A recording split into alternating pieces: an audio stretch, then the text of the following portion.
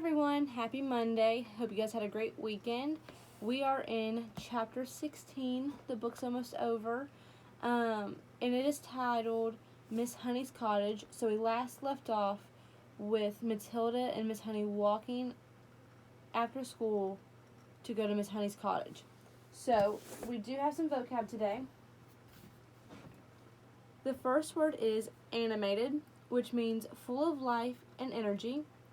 Our second word is tread, to walk. Our third word is divine, which means very good. Our fourth word is phenomenon, which means something that can be observed and studied and that typically is unusual or difficult to understand or explain fully. Our fifth word is precocious, having or showing the qualities or abilities of an adult at an unusually early age. Our sixth word is bemused, which means to cause someone to be confused and often also somewhat amused. And our last word is delicacy, something that is special or rare. So there are our vocab words. And here is chapter 16. Miss Honey joined Matilda outside the school gates, and the two of them walked in silence through the village high street. They passed the greengrocer with his window full of apples and oranges, and the butcher with bloody lumps of meat on display and naked chickens hanging up, and the small bank and the grocery store and the electrical shop. And then they came out at the other side of the village onto the narrow country road where there were no people anymore and very few motor cars. And now that they were alone, Matilda all of a sudden became wildly animated. It seemed as though a valve had burst inside her and a great gush of energy was being released. She trotted beside Miss Honey with wild little hops, and her fingers flew as if she would scatter them to the four winds, and her words went off like fireworks with terrific speed. It was Miss Honey this, and Miss Honey that, and Miss Honey, I do honestly feel I could move almost anything in the world, not just tipping over glasses and little things like that. I feel like I could topple tables and chairs, Miss Honey. Even when people are sitting in the chairs, I think I could push them over. And bigger things, too. Much bigger things than chairs and tables. I only have to take a moment to get my eyes strong enough, and then I can push it out. This strongness, at anything at all, so long as I'm staring at it hard enough. I had to stare at it very hard, Miss Honey. Very, very hard. And then I can feel it all happening behind my eyes, and my eyes get hot, just as though they were burning. But I don't mind that in the least. And Miss Honey, calm yourself down, child. Calm yourself down, Miss Honey said. Let's not get ourselves too worked up so early in the proceedings. But you do think it is interesting, don't you, Miss Honey? Oh, it is interesting, all right, Miss Honey said. It is more than interesting, but we must tread very carefully from now on, Matilda. Why must we tread carefully, Miss Honey? Because we're playing with a mysterious force, my child, that we know nothing about. I do not think they are evil. They may be good. They may even be divine. But whether they are or not, let us handle them very carefully. These were wise words from a wise old bird, but Matilda was too steamed up to see it that way. I don't see why we have to be so careful, she said, so hopping about. I am trying to explain to you, Miss Honey said patiently, that we are dealing with the unknown. It is an unexplainable thing. The right word for it is a phenomenon. It is a phenomenon. Am I a phenomenon? Matilda asked. It is quite possible that you are, Miss Honey said, but I'd rather you didn't think about yourself as anything in particular at the moment. What I thought we might do is to explore this phenomenon a little further, just the two of us together, but making sure we take things very carefully all the time. You want me to do some more of it then, Miss Honey? That is what I am tempted to suggest, Miss Honey said cautiously. Goody good, Matilda said. I myself, Miss Honey said, am probably far more bowed over by what you did than you are, and I am trying to find some reasonable explanation. Such as what? Matilda asked. Such as whether or not it's got something to do with the fact that you are quite exceptionally precocious. What exactly does that word mean? Matilda said. A precocious child, Miss Honey said, is one that shows amazing intelligence early on. You are an unbelievably precocious child. Am I really? Matilda asked. Of course you are. You must be aware of that. Look at your reading. Look at your mathematics. I suppose you're right, Matilda said. Miss Honey marveled at the child's lack of conscience and self-consciousness. "I can't help wondering," she said, "whether this sudden ability that has come to you of being able to move an object without touching it, whether it might not have something to do with your brain power." "You mean there might not be room in my head for all those brains, so something has to push out?" "That's not quite what I mean," Miss Honey said, smiling. "But whatever happens, and I say it again, we must tread carefully from now on. I have not forgotten that strange and distant glimmer on your face after you tipped over the glass." "Do you think doing it could actually hurt me? Is that what you're thinking, Miss Honey?" "It made me feel pretty peculiar, didn't it?" "It made me feel lovely," Matilda said. "For a moment or two I was flying past the stars on silver wings. I told you that. And shall I tell you something else, Miss Honey? It is easier the second time. Much, much easier.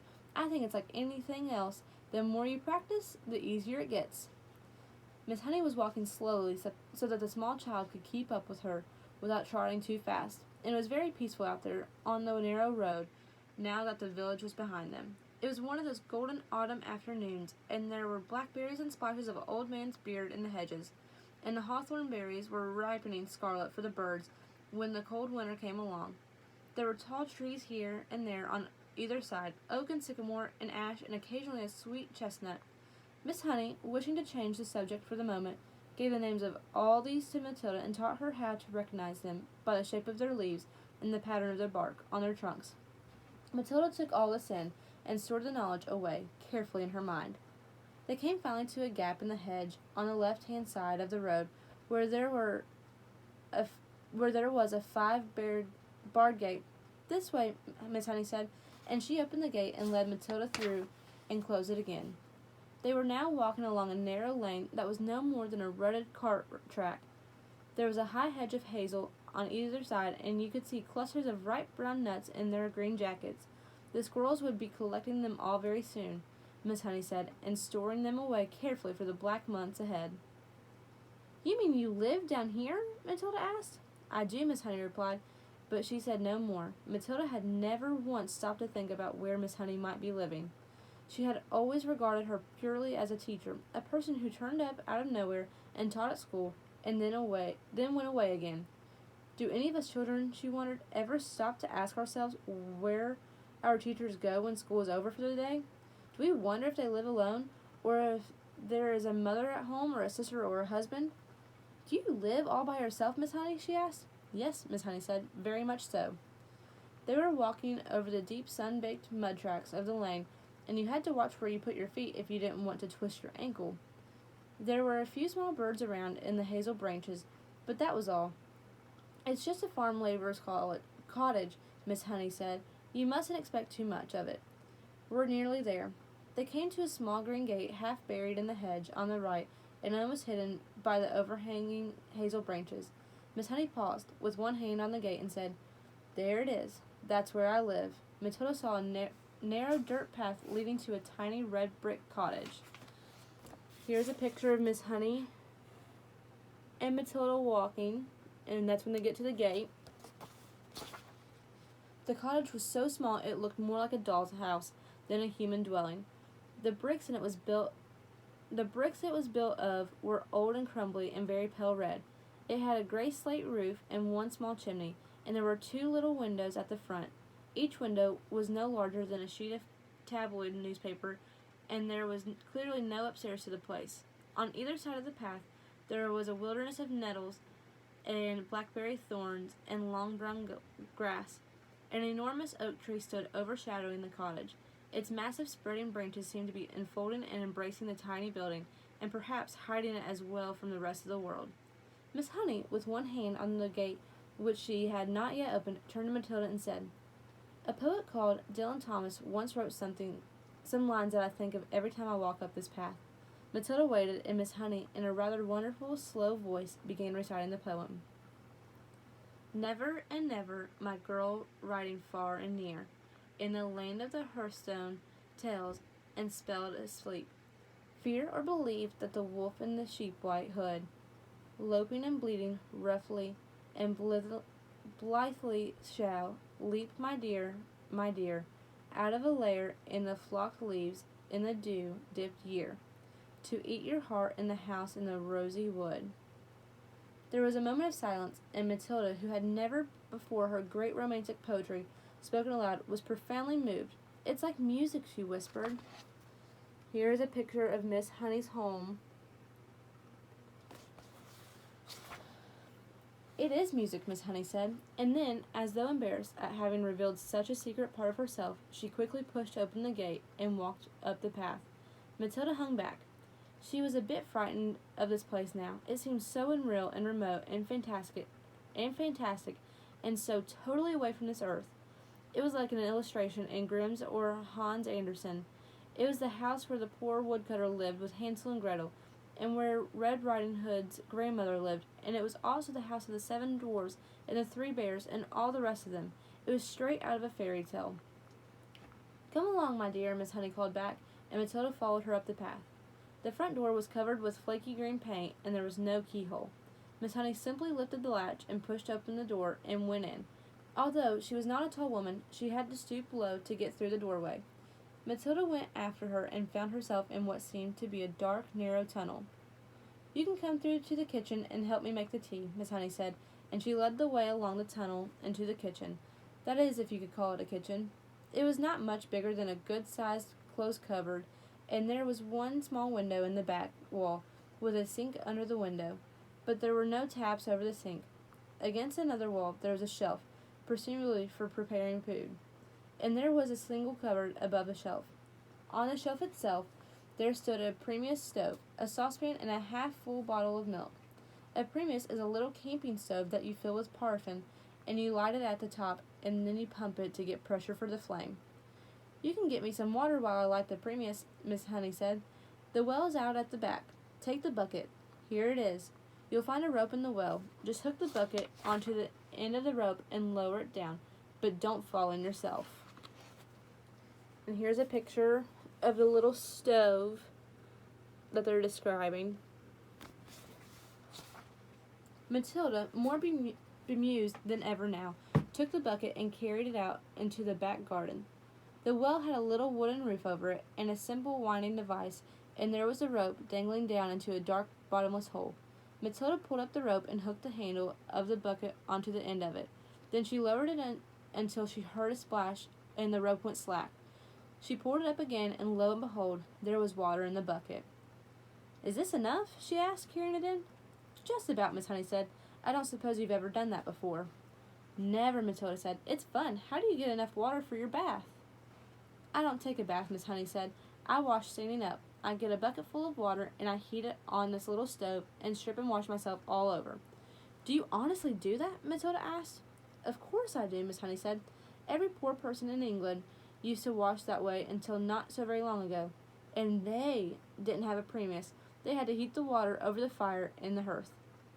"Are you poor, Miss Honey?" "Yes," Miss Honey said. "Very. It's a good little stove, isn't it?" The Primus was roaring away with a powerful blue flame, and already the water in the saucepan was beginning to bubble. Miss Honey got a teapot from the cupboard and put some tea leaves into it. She also found half a small loaf of brown bread, and she cut 2 thin slices of them. From a plastic container, she took some margarine and spread it on the bread. Margarine, Matilda thought. She really must be poor. Miss Honey found a tray, and on it she put 2 mugs, the teapot, the half bottle of milk, and a plate with 2 slices of bread. "I'm afraid I don't have any sugar," she said. "I never use it." "That's all right," Matilda said. In her wisdom she seemed to be aware of the delicacy of the situation, and she was taking great care not to say anything to embarrass her companion. And here's a picture of Matilda getting water out of the well.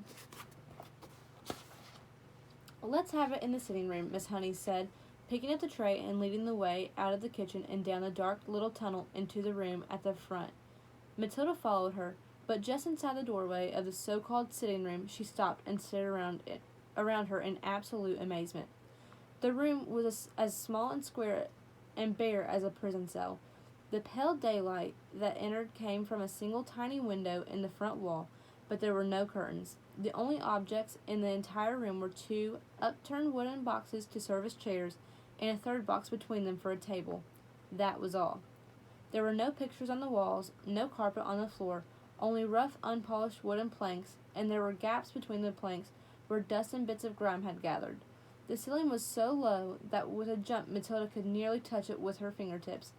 The walls were white, but the whiteness didn't look like paint.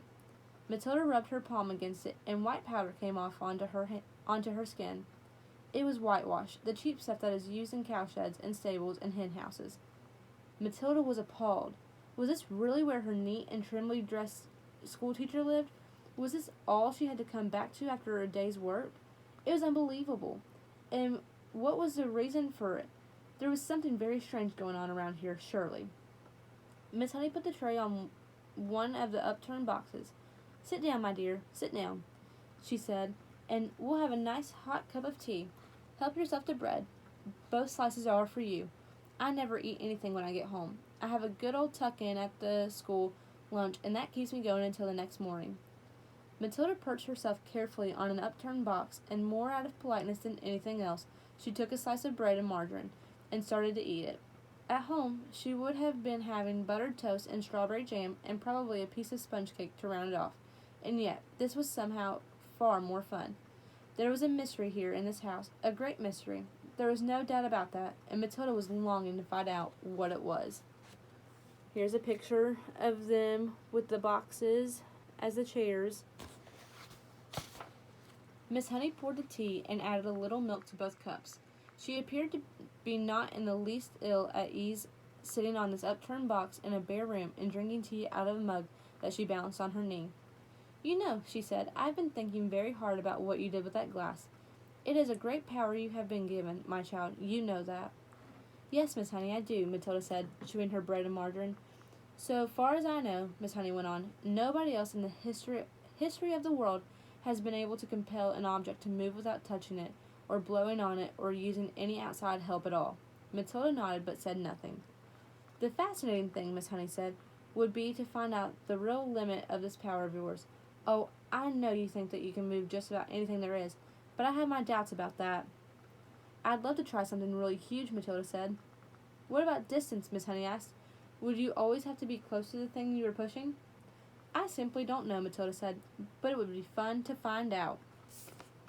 So there is the end of chapter 16. Hope you guys have a great day. Bye.